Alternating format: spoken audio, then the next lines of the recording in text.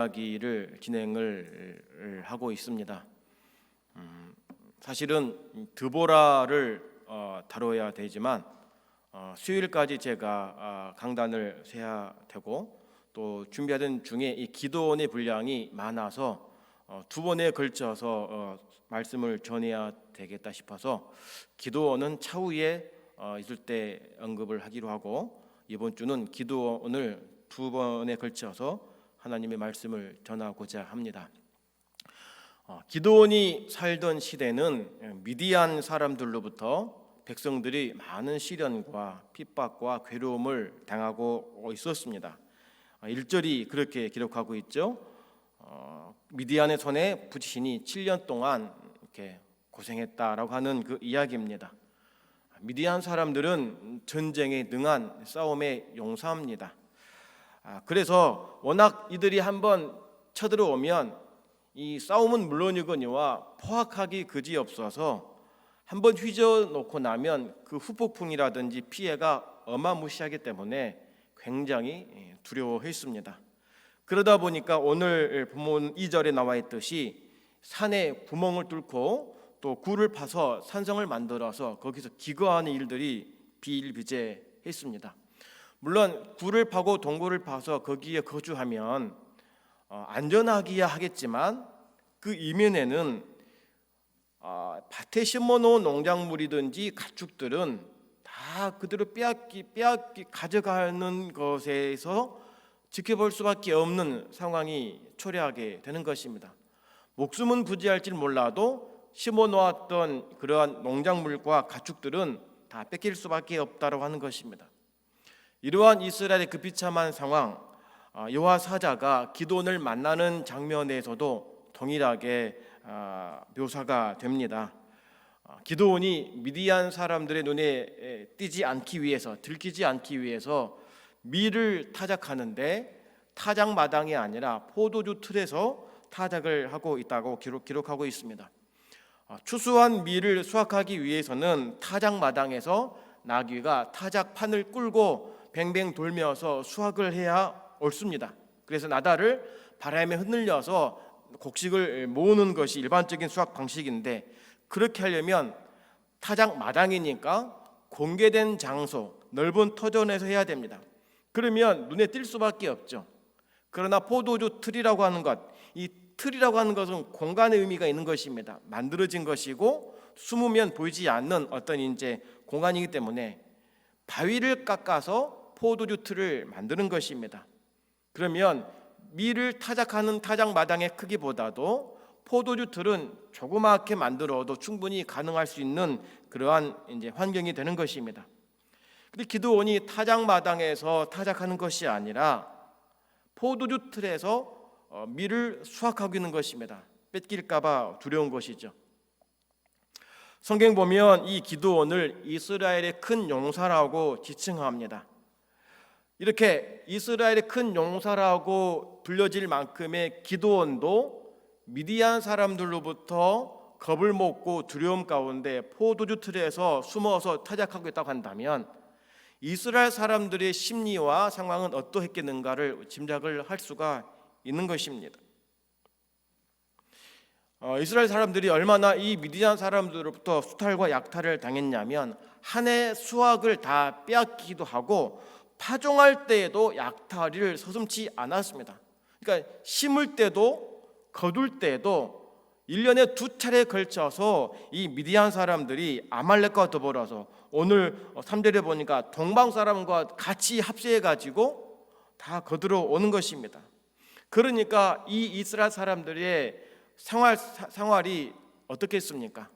남아나겠습니까?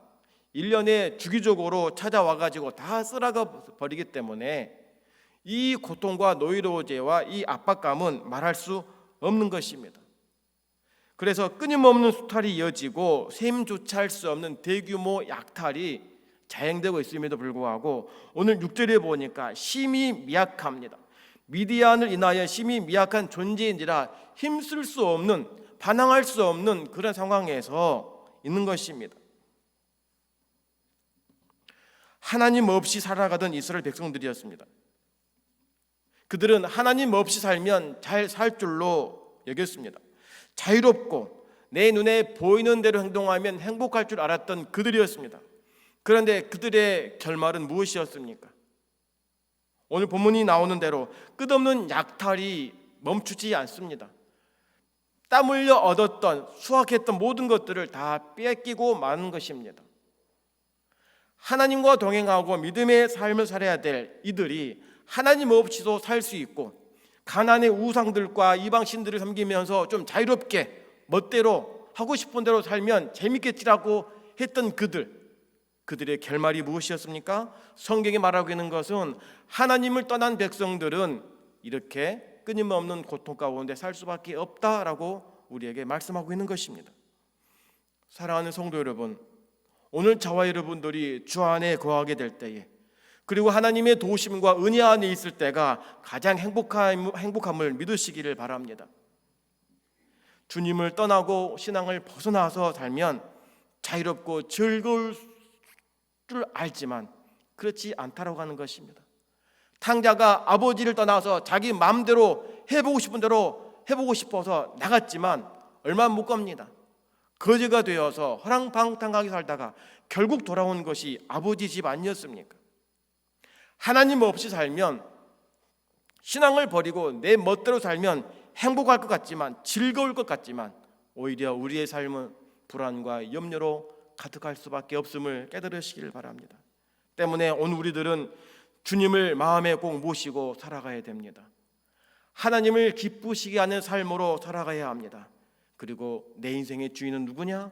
하나님이시요 왕은 오직 예수 그리스도임을 고백하는 신앙으로 살아가기를 주님의 이름으로 축원합니다. 이렇게 고통을 받고 있으니까 어떻게 합니까? 6절 마지막 절에 이와 함께 부르짖습니다. 그렇게 된통 당하고 나서, 고생하고 나서, 땀 흘려 얻은 모든 것들을 그렇게 해마다 다 잃어버리고 나서 깨닫습니다. 미디안 때문에 정신을 차립니다. 우리가 하나님을 잊고 살았구나, 하나님 잊고 사니까 이렇게 벌을 받았구나라고 알고서 하나님께 부르짖습니다. 매를 맞고 하나님 앞에 온 것만으로도 다행이죠. 구할 이가 누구냐? 하나님밖에 없음을 알았다라고 한 것만으로도 살 소망이 있는 것입니다. 자신을 살려달라고 합니다. 미디안의 압제에서 좀 건져달라고 부르짖고 있는 것입니다. 그랬더니 하나님이 그 기도를 들으시고 한 선지자를 보냅니다.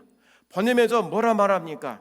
너희들은 왜 애굽의 종되었던 집에서 건져내신 그 하나님을 잊어버렸느냐? 아모리 사람의 땅의 신들을 두려워하지 말라고 그렇게 하나님이 말씀하셨는데 왜 하나님의 목소리를 청종하지 않고 듣지 않느냐라고 따끔하게 일침을 가합니다. 이 말을 들은 기드온이 다시 반문합니다. 아니, 그러면 하나님이 우리와 함께 계시다고 한다면 왜 우리가 지금 이런 고통을 당하고 있어야 됩니까? 하나님이 애굽에 행하신 그 이적들은 지금 어디 갔습니까? 왜 우리를 미디안의 손에 붙이십니까? 왜 가만히 계십니까? 라고 반문하고 있는 것입니다. 아직 정신 못 차렸죠. 왜 여기까지 왔는지에 대한 원인과 이유를 제대로 파악하지 못하고 있는 것입니다. 그러니까 본문을 자세히 보면요, 8절에서는 한 선지자를 보내사라고 말합니다. 그런데 11절에서는 여호와의 사자라고 말합니다. 여호와의 사자는 또 뭐고 선지자는 무엇이냐라고 할 수 있지만 같은 말입니다. 영어로 굳이 번역한다고 하면 메신저라는 의미인 것이죠. 하나님의 말씀을 대언하는 사람입니다. 선지자가 바로 그 역할을 하는 것입니다. 내 말이 아니고 자기 생각이 아니라 하나님께 주신 말씀을 그대로 전달하는 자입니다. 하나님께서 불러주셔서 하나님의 말씀을 전하기 때문에 말은 사람의 입에서 나오지만 사람의 말이 아니라 하나님의 말씀이 되는 것입니다. 하나님의 말씀을 전하는 자이기 때문에 여호와의 사자라고 하고 선지자라고 그런다라고 하는 것입니다. 그래서 하나님의 말씀을 전하는 자를 주의 종이라 하지 않습니다. 여호와의 사자라고 말하는 것입니다. 주의 사자라고 말하는 것입니다. 하나님의 말씀을 증거하기 때문인 것이죠. 사람은 하나님의 얼굴을 볼 수가 없습니다. 죄인이 어떻게 하나님의 얼굴을 봅니까? 하나님 얼굴을 보면 죽습니다. 그런데 이 기드온이 여호와의 선지자요 사자를 만나고 나서 여호와의 권위를 가진 하나님의 말씀을 전하는 여호와의 사자를 만났으니 내가 죽을 것 같다, 죽는다라는 그 걱정과 두려움 가운데 휩싸이니까 하나님이 기드온에게 말합니다. 14절과 23절에 말하니까 너는 가서 이스라엘을 미디안의 손에서 구원해 내야 된다라고 사명을 주십니다. 그러면서 걱정하지 말아라, 안심해라, 너 죽지 않는다, 이렇게 말하는 것입니다. 기드온에게 사명을 주면서 두려워 떨고 있는 기드온에게 걱정하지 말아라, 죽지 않는다, 너는 이스라엘을 건져낼 사명자다라고 사명을 주시는 것입니다. 이스라엘을 불쌍히 여기시고 긍휼히 여기시는 하나님의 마음을 우리에게 보여주고 있는 것입니다. 비록 이들의 모습은 불순종과 불신앙으로 가득 찬 민족이었지만 언약 백성으로서 다시금 회복시키시고자 하시는, 관계를 회복하고자 하시는 하나님의 마음을 기드온에게, 오늘 우리들에게 말씀해 주고 있는 것입니다. 그러면 이제 기드온은 하나님과의 그 관계를 회복하기 위해서 해야 될 한 가지 일이 있습니다. 바로 전심으로 하나님에 대해서 내 인생에 하나님 누구인지에 대한 분명한 고백이 필요한 것입니다. 하나님은 내 삶의 주인이다, 내 삶의 왕이다라고 하는, 우리 민족을 통치하시고 이끄시는 분이 하나님이심을 고백하는 신앙의 고백부터 우선순위가 정해져야 한다고 하는 것입니다. 사랑하는 성도 여러분, 오늘 저와 여러분들은 구원받은 백성이지만 여전히 죄 아래에 있고 죄에 끌려다니고 있습니다. 그럼에도 불구하고 하나님은 저와 여러분들을 끊임없이 사랑하심을 믿으시기를 바랍니다.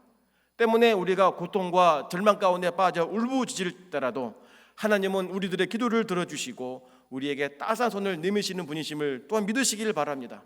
그러면서 우리에게 요구하시는 단 한 가지가 있습니다. 너는 내 것이다, 두려워하지 말아라, 너는 그걸 인정해라, 너는 네 것이 아니고 내 것이니 인정하고 너는 내가 다시 일으킬 테니까 네 마음속에 내 자리를 가득히 채워라라고 말씀하시는 것입니다. 주님과의 관계가 소원해졌습니까?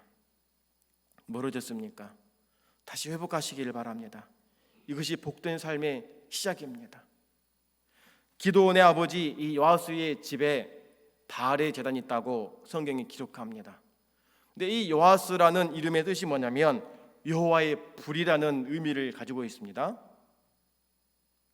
여호와의 불이라는 의미를 가진 요아스의 집에 무엇이 있다고요?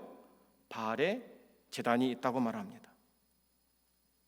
하나님을 위해서가 아니라 바알을 위해 불을 피우고 제사를 드리는 바알 제단이 있었다.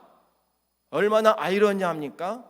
얼마나 웃기는 일입니까? 얼마나 이해할 수 없는 일입니까? 쉽게 말하면 이름은 요셉인데 아버지가 이름을 요셉이라 지어주었는데 삶을 보니까 요셉처럼 믿음의 삶이 아니라 전혀 정반대인, 세상에 빠져가지고 믿지 않은 사람처럼 살고 있다는 것과 똑같은 것입니다. 이걸 보면 뭘 알 수 있냐? 이스라엘 백성들의 삶이 얼마나 모순이었는지를 우리에게 보여주고 있습니다. 표면적으로는 우리는 구원받은 백성이야, 하나님 나라 백성이야, 민족이야 라고 하면서 정작 깊숙이 들어가 보면 그들의 삶 속속들이에는 우상으로 가득 찼다고 하는 것입니다. 하나님의 민족이라고 하면서도 그들이 의지하는 것, 눈에 보여지는 모든 것들을 취하는 것들은 우상 앞에 절하고 있었다고 하는 것입니다. 기드온의 집에 바알의 제단이 있었다라고 하는 것은 이 아버지 요아스가 단순한 농사꾼이 아니란 사실입니다. 그리고 좀 더 읽어가다 보면 마을 사람들이 요아스 집 앞에 와가지고 함께 제사를 드리는 모습이 기록이 됩니다. 그러면 이 요아스가 집안에 있는 제단은 자기 개인만이 아니라 마을 사람들의 대표적인 제사를 드리는 제사장격으로 위치하고 있었다고 하는 것입니다. 그럼 이 집안에 살고 있었던 기드온의 신앙은 어떻겠습니까? 아버지의 이름이 여호와의 불이라는 이름을 가지고 살아야 할 아버지가 우상에게 제물을 드리고 바알의 신당을 세워가지고 마을 전체를 대표해서 예배를 드리는 제사를 드리는 그 상황 속에 자라난 기드온 신앙이 어떻겠냐라고 하는 거예요. 영향받지 않겠습니까? 그래서 하나님이 기드온을 부른 겁니다. 온전한 관계를 회복하기 위해서 제일 먼저 해야 될 것이 무엇이냐라고 말할 때 먼저 그 제단을 헐라고 말합니다. 요아스의 집에 있는, 아버지의 집에 있는 그 제단을 헐라고 합니다. 그러고 나서 제사를 드리라고 합니다. 여러분, 하나님과의 친밀한 관계 속에 있으려면, 하나님과 더 가까이 있고 싶다면 먼저 우리 안에 있는 죄의 모든 것들을 다 잘라내야 됩니다. 끄집어내야 됩니다. 버려내야 됩니다. 깨뜨려야 됩니다. 기도원이 하나님과 가까워지려면, 하나님의 능력 가운데 민족을 구원하려면 그 집안에 있는 바알 제단과 우상들을 제거해야 하는 것이 먼저라는 것입니다. 그리야 하나님을 예배하고 해야 하나님께서 일하신다고 하는 것입니다. 하나님께서 기도원에게 이러한 제사를 드리라고 명령합니다. 아버지 제단을 헐라고 말합니다. 우상을 헐라고 말합니다. 그러니까 기도원이 하나님의 명령에 순종을 하죠. 제단을 헐고 그 옆에다가 하나님을 위한 제단을 새로 만듭니다. 왜냐하면 하나님만을 위한 온전한 제사를 드리려면 먼저 바알 우상을, 바알 제단을 헐어야 합니다. 우리는 두 주인을 섬길 수가 없습니다. 우리 인생의 주인은 오직 한 분, 예수 그리스도임을 믿으시기를 바랍니다. 우리가 그분께만 경배해야 되고 그분께만 예배하는 것이 성도의 소명이요 사명이요 목적임을 믿으시기를 바랍니다. 제단을 만들 때 나름 원칙이 있습니다.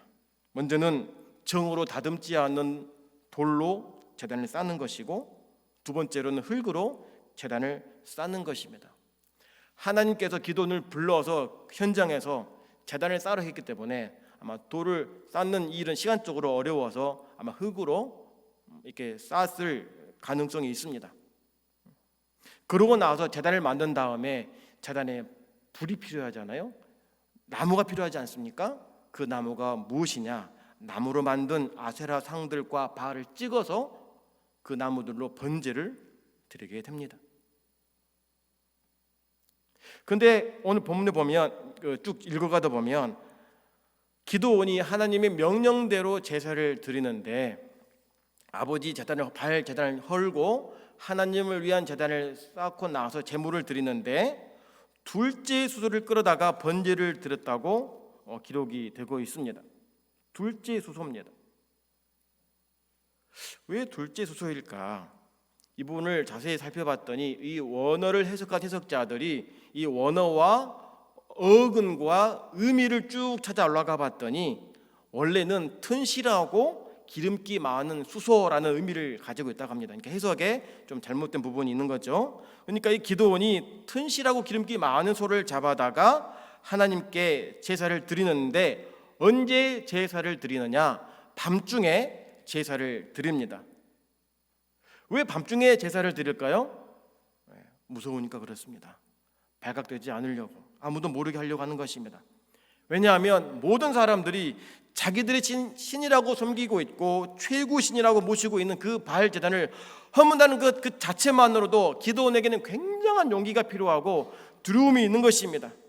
게다가 그 바알 제단이 누구 것입니까? 자기 아버지 것입니다.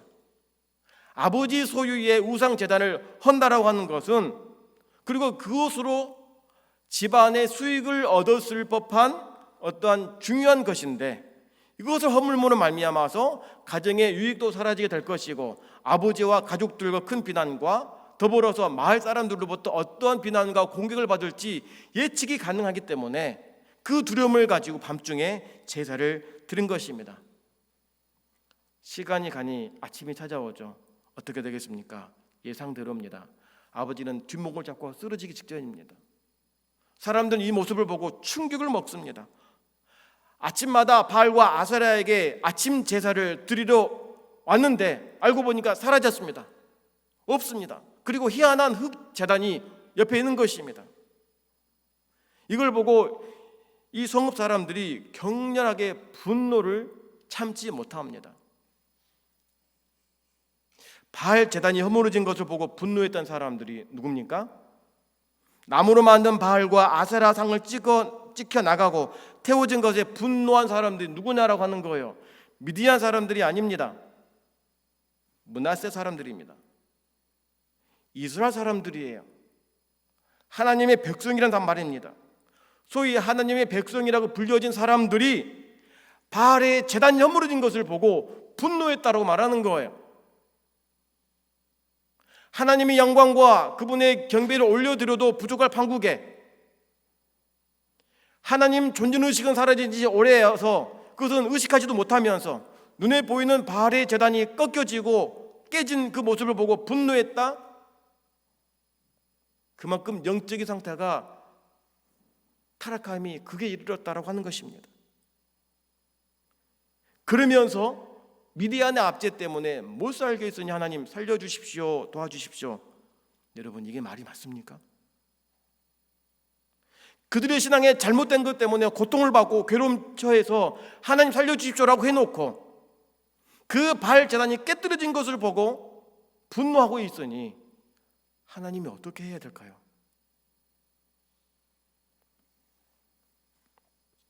지금 이야기가 기드온 이야기를 보면 기드온을 불러서 너는 이스라엘을 구원할 사사로 임명하는 사명의 이야기에 가다가 갑자기 기드온의 짐 이야기로 가서 아버지 요아스가 바알 제단을 섬겼던 사람이라고 갑자기 좀 방향이 좀 틀어졌습니다. 의도가 있습니다.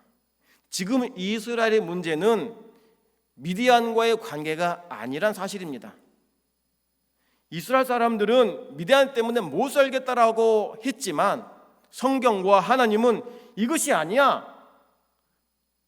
너희들은 지금 눈에 보이는 미디안 사람들 때문에 힘들다고 하고 있지만 성경은 그렇지 않다고 하는 것입니다. 하나님과의 관계가 틀어진 모습을 그대로 보여주고 있는 것입니다. 왜 고통받고 있는지, 왜 핍박받고 있는지, 왜 어려움 처하고 있는지를 알라고 하시는 것입니다. 그러면서 미디안의 억압을 끊어내고 평화를 찾고 싶은가? 그러면 우상을 제거하라는 것입니다. 하나님과의 관계를 완전하게 회복하려면 우상을 제거하고 하나님 앞에 예배하는 것이 먼저다라고 하는 것입니다. 하나님께 도움을 구했으면 도움을 도우실 하나님을 전적으로 의지하고 믿어도 부족할 상황에 기도하면서 세상의 욕망을 취한다, 내려놓지 않는다, 그러면 우리 삶은 더 나아가지 않고 정치할 뿐입니다. 뒤로 퇴보할 뿐입니다. 따라서 우리가 의지했던 모든 것들을 모조리 끊어내고 잘라내야 하는 결단이 필요합니다. 오늘 시간이 그런 시간이 되기를 바랍니다. 기도원의 이름의 뜻이 무엇이냐? 바로 그것입니다. 잘라내다, 끊어내다입니다. 바알과 아세라 섬기던 과거의 삶을 끊어내고 이제 새롭게 새 출발하고 하나님 능력을 공급받고 승리해야 한다는 삶을 하나님 주시고자 기도원을 부르신 것입니다. 그러니까 기도원의 적은 표면적으로 미디안이라고 하지만 사실은 그들 안에 자리하고 있는 바알입니다. 우상입니다. 이 사건 있은 후에 32절 보면 기도원을 여룻바알이라고 말합니다. 바알과 다투는 자 이렇게 말합니다. 6장에서는 미디안 사람들이 초점이었습니다. 이들을 제거해 주십시오, 못 살겠습니다라고 했지만 하나님 문제 원인을 정확히 짚어주면서 말하니까 기도원인 다시 이제 여룻바알, 그렇구나, 미디안이 아니고 우리 안에는 우상이구나, 바알과 다투는 것이 우리가 구원받은 백성이 해야 될 싸움의 목적이구나라고 알고 있는 거, 이제 깨닫게 된 것입니다. 그러니까 기도원이 하나님으로부터 부름을 받아서 이제 새로운 사명과 역할을 부여받았지만 완전히 180도 바뀐 것은 아니었습니다. 이제 성경은 기드온을 시작으로 사사들의 신앙이 점점 흐려지고 점점 쇠퇴하고 멀어지고 있음을 이제 보여줍니다. 사사지만 부끄러운 사사들의 모습이 이제 많이 등장합니다. 무엇입니까?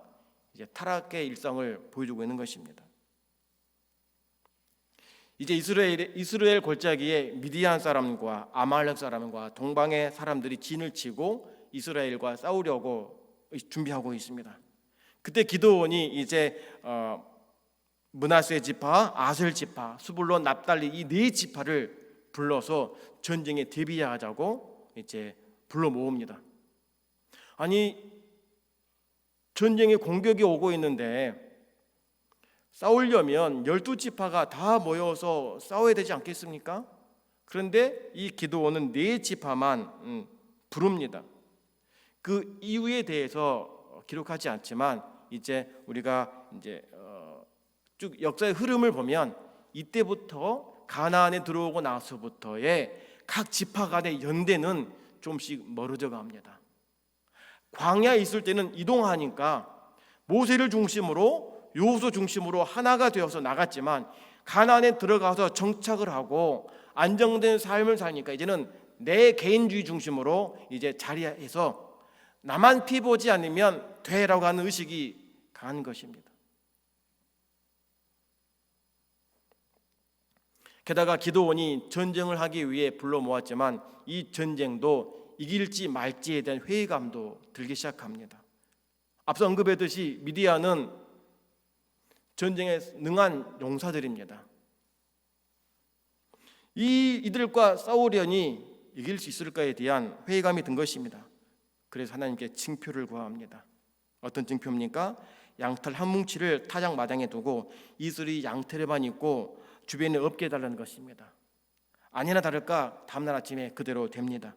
근데 곰곰이 생각해 보니까 양털의 이슬은 잘 마르지 않지만 이 땅은 해가 뜨면 금방 마르니까 이거 새벽에 이슬 내려서 양털은 적실 수 있고 땅은 마를 수 있으니까 자연현상이겠지라고 생각하고 이제 다시 두 번째는 반대로 땅은 다 젖고 양털만 마르게 해달라고 기도합니다. 참 우습죠. 하나님은 이러한 기도에도 응답하십니다. 그러나 이것은 하나님을 시험하는 것이었습니다. 하나님 명령에 기드온이 순종으로 반응해야 됐지만 기드온은 이것을 믿음으로 반응하지 못하고 하나님의 존재와 하나님의 능력을 시험하는 단계로 가고 맙니다. 뭘 말합니까? 사사지만 하나님의 부름을 받아 민족을 구원할 사사이지만 이들의 믿음도 이제 예전 같지 않다고 하는 것입니다. 뭔가 확신이 필요하고 뭔가가 보여줄 근거가 필요하다고 하는 것입니다. 누가복음 18장 8절을 보니까 인자가 올 때에 세상에서 믿음을 보기느냐라고 말씀합니다. 마지막 때는 참 믿음을 가진 사람이 많지 않다는 사실입니다. 교회마저도 복음의 본질과 사명을 잃어버리고 흔들리고 있습니다. 믿음에 대한 욕심과 관심이 사라져가고 있다고 하는 것입니다. 그러나 사도행전 2장 17절은 또 뭐라 말합니까? 말씀에 내가 새 영을 부어주리니라고 말씀합니다. 믿음을 지키는 자에게 믿음의 본질과 복음의 능력을 가지고 살고자 하는 자에게 하나님은 성령을 부어주시겠다라고 말씀하고 있는 것입니다. 그들에게, 그 교회에게 하나님이 하실 일들을 보여주시고 그 일들을 경험하도록 해주겠다라고 말씀하는 것입니다.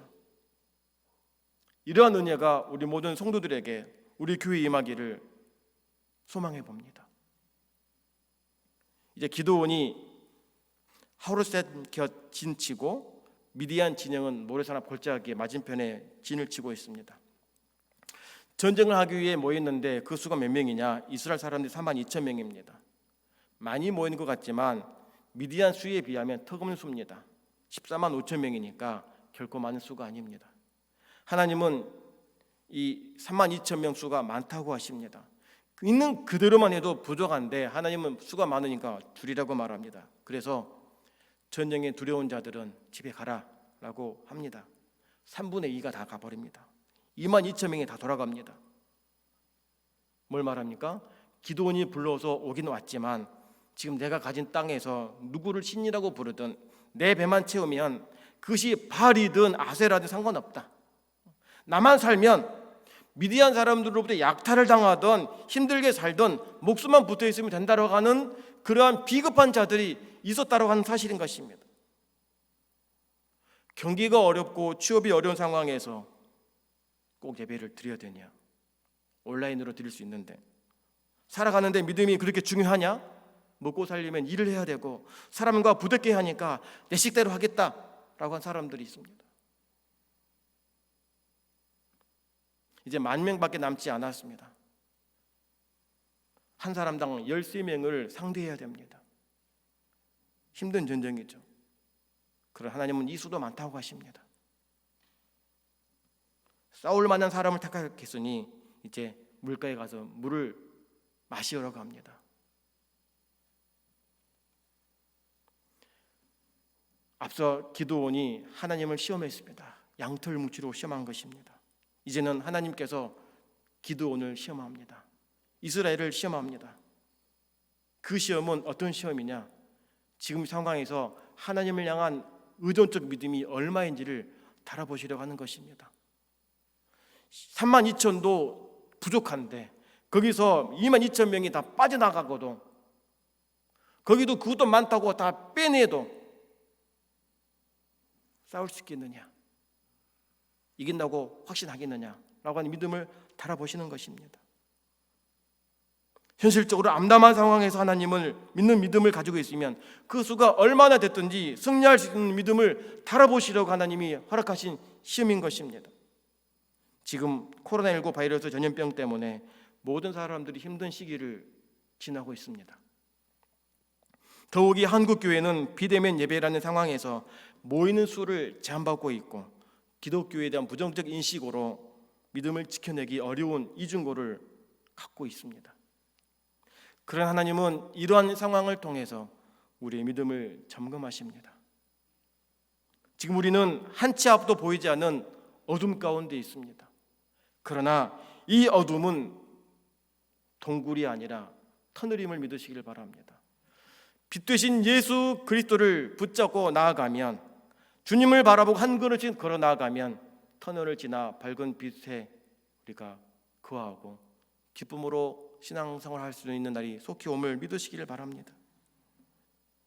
하나님의 말씀대로 하루소 내려간 기드온이 병사들에게 물을 마시는데 물 마시는 모양이 제각각입니다. 뛰어드는 사람, 무기를 내려놓고 얼굴을 쳐박고 물을 마신 사람, 무기를 가지고 무릎을 꿇고 떠먹는 사람, 다양한 사람들입니다. 하나님은 손으로 움켜쥐고 물을 핥아먹은 사람을 뽑으라고 합니다. 그 수가 300명이죠. 경계를 가지고 물을 마신 사람을 택한 것입니다. 32,000명 중에 300명이면 그 수가 100분의 1로 줄어든 것이니까 여러분 가능하겠습니까? 계산기 두드러지지 않아도 충분히 나올 법한 결말입니다. 애초에 이 전쟁은 기드온의 전쟁이 아니라 하나님의 전쟁이었음을 믿으시길 바랍니다. 이게 하나님 시험이었습니다. 우리의 힘과 능력이 아니라 하늘의 능력과 도우심을 의지하는 자에게 보여주실 하나님의 위대한 일들을 준비하고 있었던 것입니다. 하나님은 병사의 수가 중요하지 않았습니다. 실력도 중요하지 않았습니다. 내리고성 어떻게 무너뜨렸습니까? 손 하나 되지 않았지 않습니까? 그 하나님이 오늘 일하시는 것입니다. 그때 하나님이 기드온에게 미디안을 염탐하게 합니다.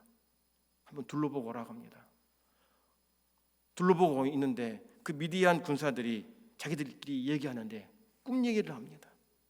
내가 꿈을 꾸었는데 보리떡 한 덩이가 우리 진영에 굴러와서 장막을 다 무너뜨리더라. 알고 봤더니 그 보리떡 한 덩이가 기드온이야 라고 말하는 것입니다. 이 말을 듣고 용기를 얻습니다. 왜 보리떡 한 덩이일까? 보리떡 한 덩이는 원어를 해석해 보니까 말라 비틀어진을 의미를 가지고 있습니다. 말라 비틀어진. 그러니까 이 말라 비틀어진 보리빵이 누구를 의미하느냐? 기드온의 군사입니다.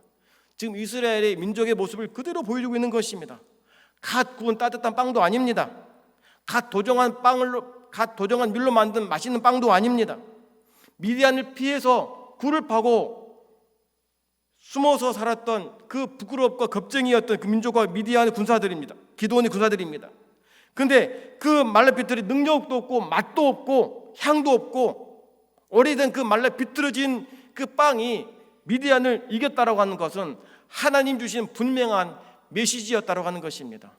저는 이것을 준비하면서 속으로 웃었습니다. 말라 비틀어진 빵 한 덩이가 이겼다? 여러분, 말라 비틀어지는 빵이 마른 것 아닙니까? 갓 만든 빵으로 맞으면 아픕니까? 단단한 빵으로 맞으면 아픕니까? 속으로 웃었습니다. 그렇지, 하나님 단단하게 만들어서 이들을 다 때려 부셨구나.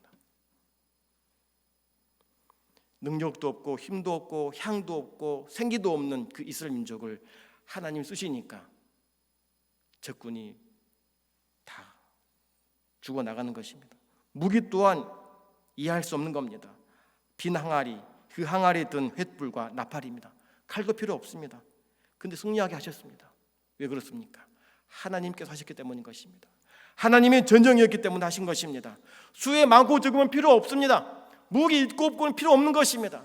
하나님을 의지하고 주님을 따라가는 자, 하나님의 전능하심과 그 능력 의지하는 자에게 하나님은 너희에게 살아있고 너희와 함께하고 있음을 보여주신다고 하는 것입니다. 성도 여러분, 삶이 답답하고 영적으로 무기력하십니까? 현실이 너무 힘들고 원하는 대로 풀리지 않고 괴로움 가운데 있습니까? 그러면 먼저 하나님과의 관계를 돌아보시기를 바랍니다. 하나님으로부터 멀어질수록 은혜는 더 멀어져 갑니다. 은혜는 사라져 갑니다. 지금 즉시 예배 제단을 다시 세우는 것이 중요합니다. 하나님의 주인 되심을 인정하는 것이 필요합니다. 믿음의 자리를 견고히 지켜내는 것이 필요한 것입니다. 코로나19 때문에 예배 자리를 정부에서 제한 수를 받고 있고 가면 마치 걸릴 것처럼 두려움 가운데 있지만 예방 수칙을 잘 지키고 마스크 쓰면서 예배하면 아무 문제 없는 것 아니겠습니까? 하나님은 예배하는 자들의 삶을 지키시고 보호하시기 때문에 하나님의 자리를 우선순위에서 건들면 안 되는 것입니다. 내 능력을 벗어난 일이라도 믿음을 가지고 하나님과 함께 하심을 믿고 나간다면 주의 영이 우리에게 임할 것이고 그 능력이 결국 산을 넘고 바다를 건너는 놀라운 일들을 경험하게 될 줄로 믿으시길 바랍니다. 사랑하는 성도 여러분, 인생의 계산기는 주께 맡깁시다. 주 인도하심에 따라 살기로 결단하고 힘쓰기를 주의 이름으로 축원합니다. 기도하겠습니다. 하나님 아버지, 미약하고 부끄러운 존재, 말라 비틀어진 빵과 같은 우리들이지만 우리가 믿음을 가지고 주 앞에 나아가고 내 인생의 주인과 왕은 주님이심을 고백하며 나아갈 때에 하나님은 전능하시오 그 능력으로 우리에게 보이심으로 어떤 적군과도 어떠한 세상과도 싸워 승리케 됨을 믿습니다. 이 믿음 우리에게 허락하여 주시옵소서. 예배의 자리, 하나님과의 가까운 그 자리를 뺏기지 않게 하시고 내려놓지 않게 하시고 하나님과 동행함이 삶의 기쁨이요 은혜가 넘치는 삶을 살아내도록 은혜를 부어 주시옵소서. 예수님 이름으로 기도합니다. 아멘.